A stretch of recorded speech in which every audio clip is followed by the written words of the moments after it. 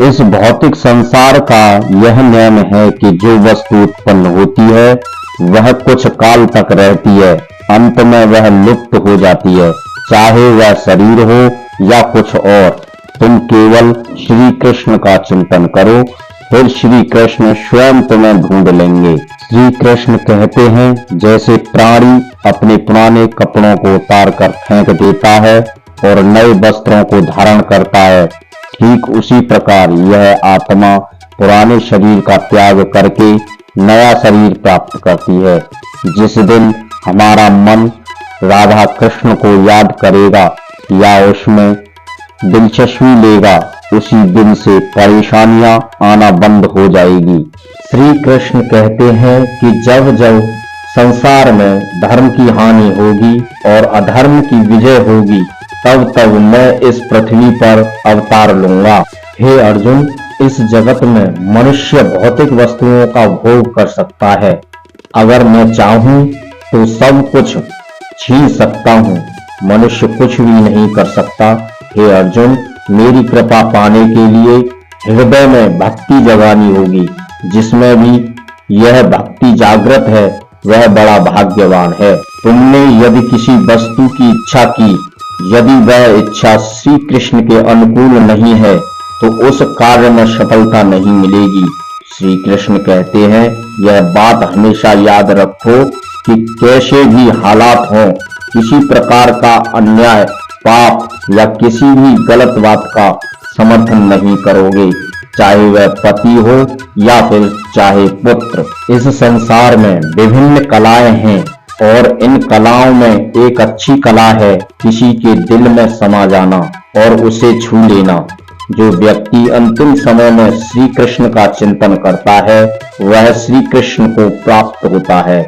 मनुष्य को चाहिए वह अंतिम क्षणों में श्री कृष्ण का चिंतन करे, क्योंकि जिस प्रकार पानी में तैरती नाव को तेज वायु बहा ले जाती है, ठीक उसी प्रकार विचारशील इंद्रियों में से कोई एक जिस पर मन लगा रहता है वह मनुष्य की बुद्धि हर लेती है। इसीलिए इंद्रियों को श्री कृष्ण भावना में लगाना चाहिए। भगवान श्री कृष्ण का यह मंत्र व प्रार्थना सभी को मोक्ष प्राप्त करा सकता है। हरे कृष्णा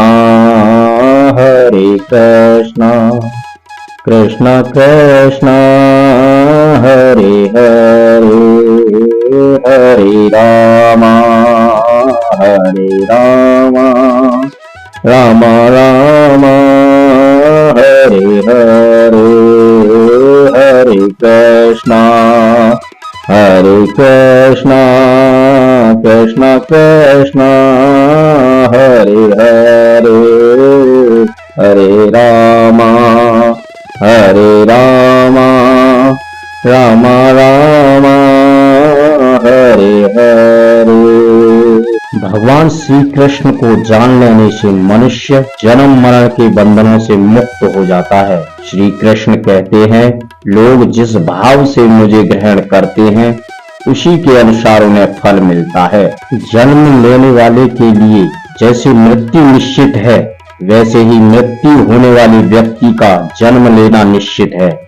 यह जीवन का सच है। उपहार देना तब अच्छा लगता है जब उस व्यक्ति के पास वस्तु ना हो और आप उसे वह दे दो जिसकी वह कल्पना नहीं करता।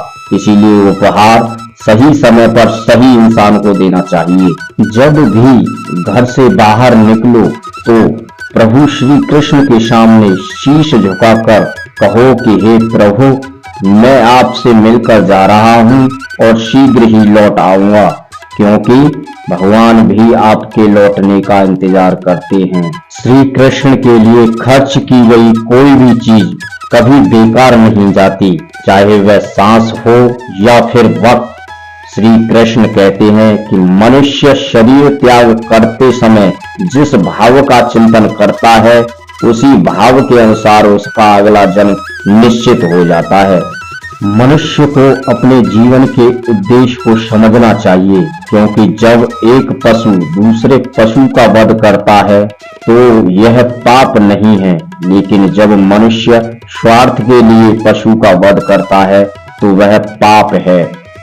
जिंदगी में हम कितने गलत हैं या कितने सही, सिर्फ दो ही जानते हैं, एक तुम्हारी आत्मा और दूसरे परमात्मा। श्री कृष्ण कहते हैं, हे अर्जुन सुनो, हमारा यह शरीर रथ है, बुद्धि हमारी सारथी। हे पार्थ, मन चालक है और इंद्रियां हमारे घोड़े हैं। दुख सुख का अनुभव आत्मा को मन व इंद्रियों की संगति से होता है। इस संसार में मूर्ख व्यक्ति, अधर्मी, अज्ञानी व नास्तिक प्रवृत्ति का व्यक्ति मेरी शरण कभी स्वीकार नहीं कर सकता। यदि कोई व्यक्ति प्रेम से, भक्ति से पुष्प व फल या जल भी मुझ पर चढ़ा दे तो मैं उसी भाव से उसे स्वीकार करता हूँ। वह मेरा प्रिय भक्त होता है। अंत काल में जो मनुष्य मेरा स्मरण करते हुए देह त्याग करता है वह मेरी शरण में आता है। इसीलिए मनुष्य को चाहिए कि अंत काल में मेरा चिंतन करे। जब हम स्वयं जीवन के शिल्पकार हैं तो चलो हम अपनी मुश्किलों को हराते हैं और जीवन में मुस्कुराते हैं। हमारा मस्तिष्क एक चुम्बक की तरह कार्य करता है। जब हम समाधान खोजेंगे तो यह समाधान की ओर आकर्षित होगा। अगर परेशानी की ओर सोचेंगे तो उसी की ओर आकर्षित होगा। हमेशा सकारात्मक सोचो। मन जहाँ शुद्ध होगा वहाँ मन एकाग्र हो जाएगा और जब मन एकाग्र होगा तो वह कुशाग्र होगा। तब तुम्हें परम शांति की प्राप्ति होगी। आदमी को 84 लाख योनियों के बाद यह मनुष्य तन प्राप्त हुआ। इसे व्यर्थ न गंवाएं। हर समय श्री कृष्ण नाम का स्मरण करें। मनुष्य जीवन जीने के दो रास्ते हैं। पहला रास्ता चिंता में जियो या फिर दूसरा रास्ता चिंतन में। किंतु कुछ लोग चिंता में अपना जीवन जीते हैं और कुछ चिंतन में। लेकिन चिंता में जीने वाले करोड़ों लोग हैं और चिंतन में 1000-2000। जबकि चिंता स्वयं एक मुसीबत है, चिंतन उसका समाधान। जब आप कृष्ण की पूजा नहीं कर पाए तो यह मत समझना समय नहीं मिला, बल्कि यह सोचना कि आज हमने ऐसा कौन सा काम किया कि भगवान ने अपने सामने खड़ा होना पसंद नहीं किया। भागवत गीता कृष्ण के मुख से निकले वचन हैं और गंगा भगवान के चरणों से निकली है। फिर भी गीता गंगा जल से अधिक महत्वपूर्ण है।